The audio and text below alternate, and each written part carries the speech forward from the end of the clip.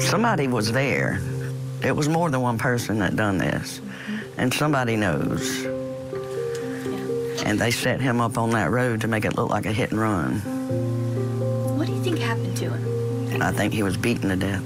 As far as that day, tell me about what Stephen was doing. You know, he was coming home from work.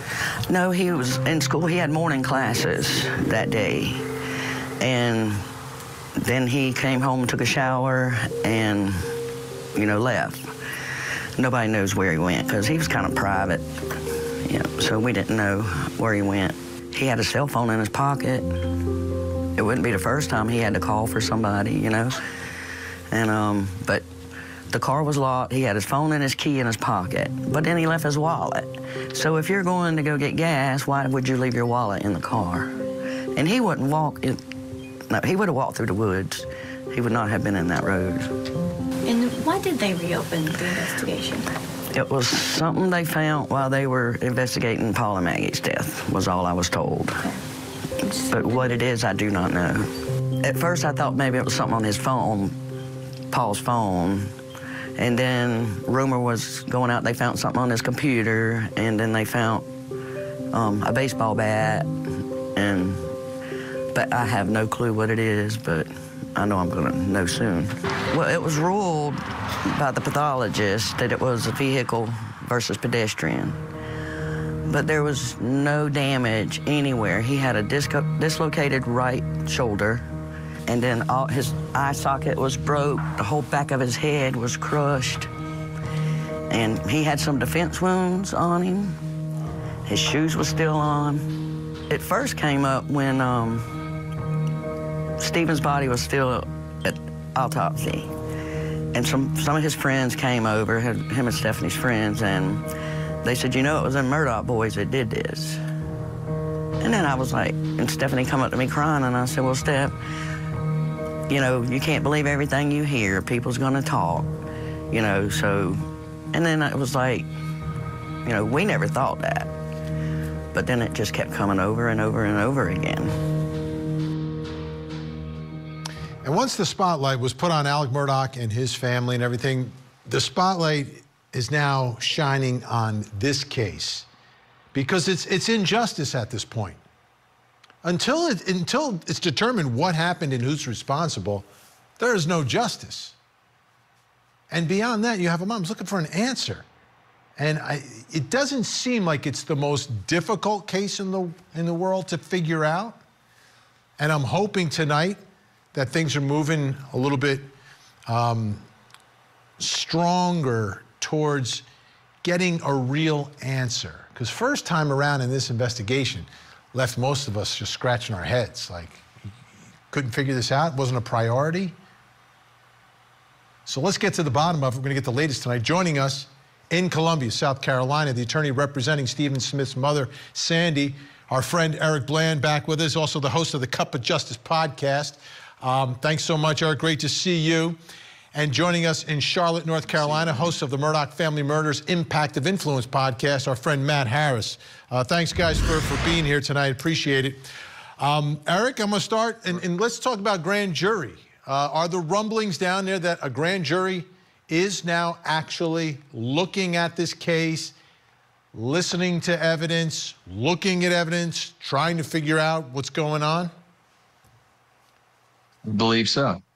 I have spoken to Chief Keel a number of times since we've been retained and we exhumed Stephen's body and the autopsy has been done. I spoke to him just about an hour ago by text just to see what latest developments that he could share with me. And what he said is, we are continuing to make progress. I know that they have issued subpoenas.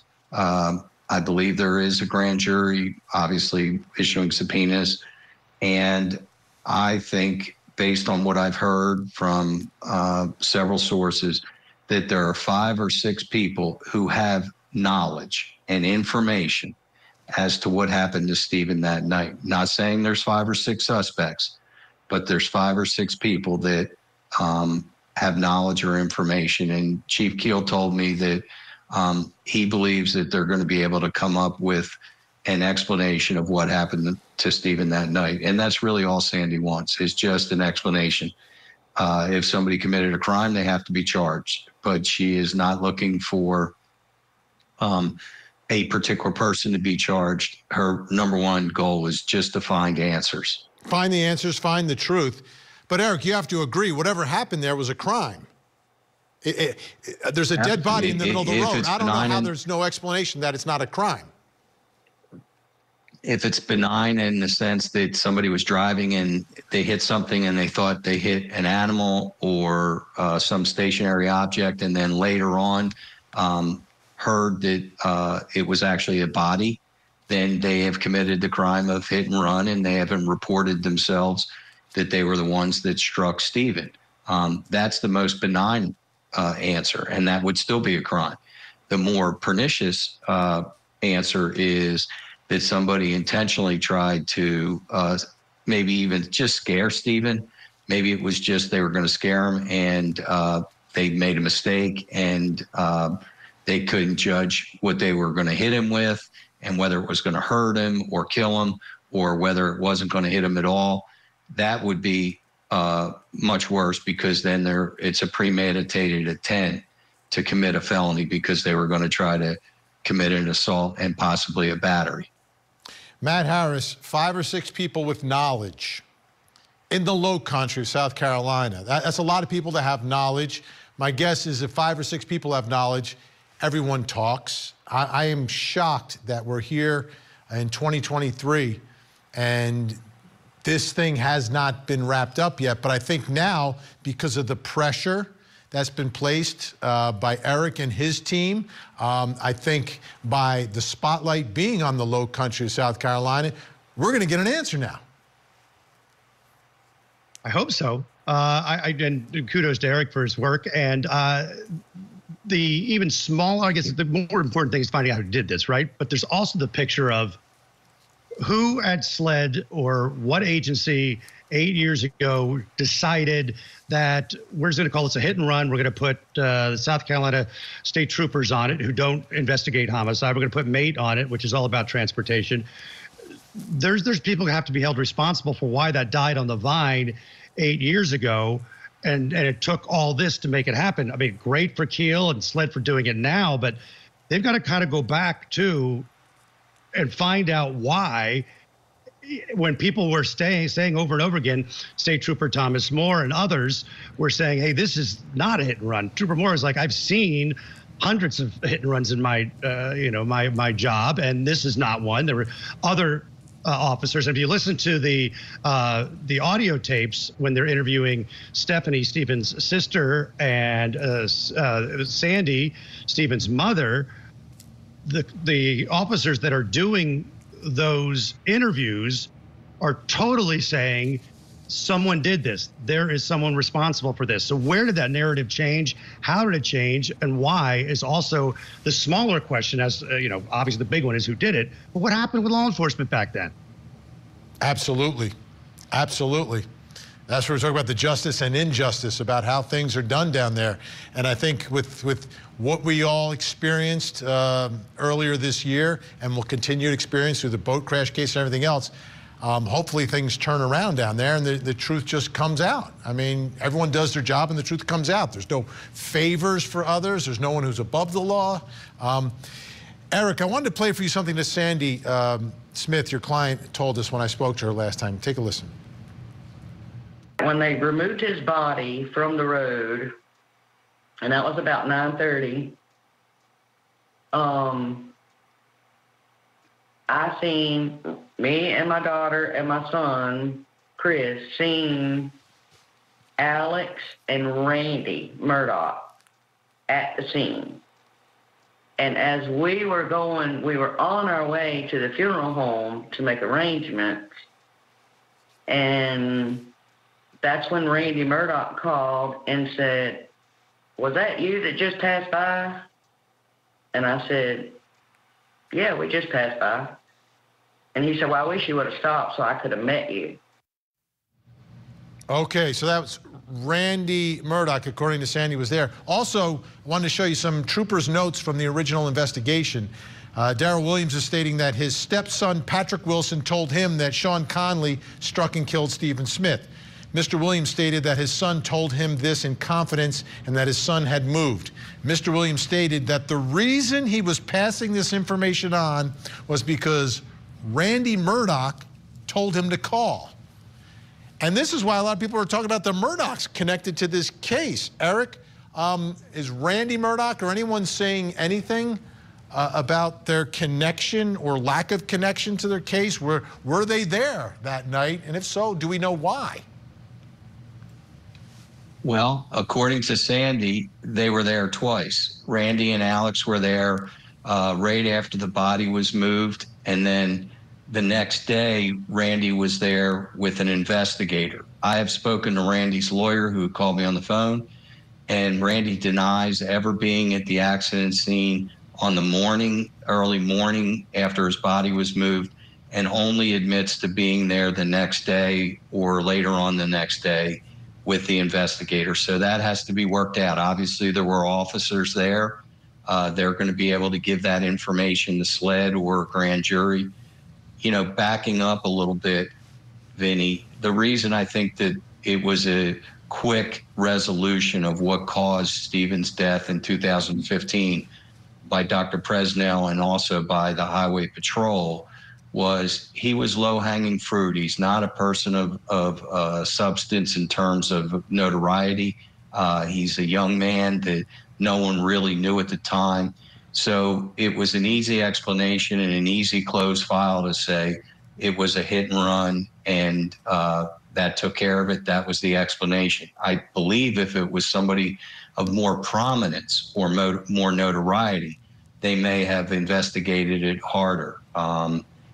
I don't know really what the cause was. I originally thought that he was hit with a baseball bat and beaten, or a pipe or something of that nature. But I do know from the autopsy that he didn't have any indentation in his skull or concave.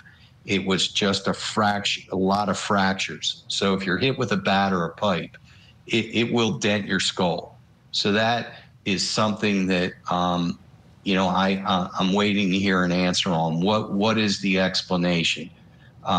We did get the autopsy report today. I can't tell you what it said. It has been given to SLED, but I think the answer is going to be by all the authorities that Stephen did die on that road. We had originally thought that he possibly died somewhere else, was killed somewhere else and brought there. But I think the professionals are going to reach the conclusion that his death did occur at that location. So it still raises the question, Matt Harris, why is Randy Murdaugh there? Even if he's there the next day with his investigators, why was he potentially there at the time of the accident?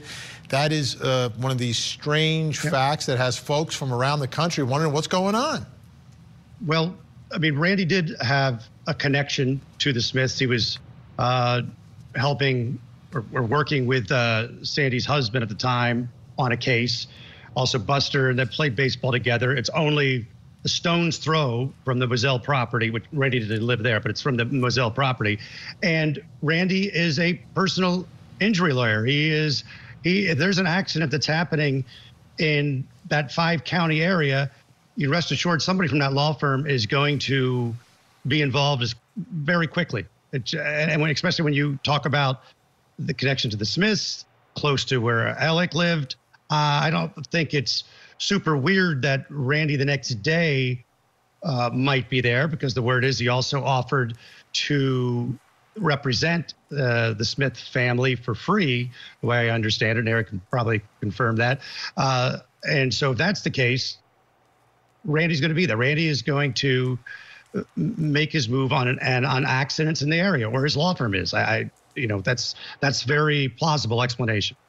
Eric, you have any information along those lines? And I remember when I was a young lawyer in New Jersey, there were kind of rules against that for personal injury attorneys. Like, Scampery. The client's got to come to you. You don't go calling up potential clients. But that being said, what are your thoughts about what was going on here? Why Randy would even be there the next day?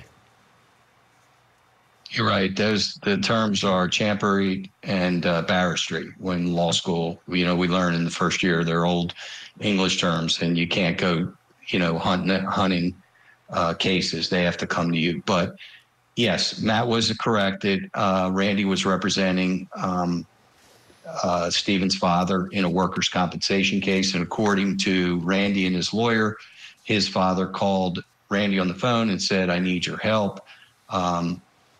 I don't believe that he offered to represent a personal injury client for free, especially on a wrongful death case. That's not something that law firm would do. They're in the money-making business. They're a for-profit institution. But again, we'll have to see why he was there, according to Sandy Smith, the early morning hours, not the next day so much with the investigator, as Matt said, but in the early morning hours. His lawyer denies Randy was there. Sandy saw him there. Sandy said that she received a phone call from him, and there'll have to be supporting officers that will say that either he or Alex or both of them were there at that time. That's what a grand jury's for. That's what subpoenas are for. And I assume that somebody's going to be asking somebody some hard questions.